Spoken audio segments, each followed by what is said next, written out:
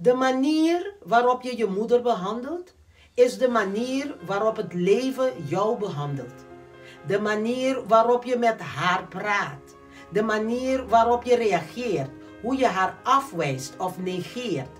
Het komt allemaal bij ons terug. Elk woord, elk stilte, elke daad van respect of verwaarlozing kom je in dit leven weer tegen. En dit gaat niet over een zeldzaam geval van misbruik. Nee, dit gaat over de moeders die alles gaven wat ze konden en hun pijn stilletjes droegen, zelfs als je die niet zag.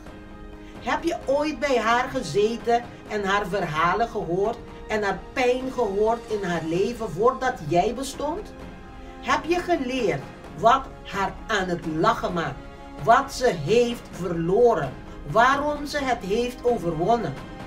Heb je haar ooit niet alleen als je moeder gezien, maar als een vrouw met haar eigen dromen en wonden? Je hebt en er is maar één moeder.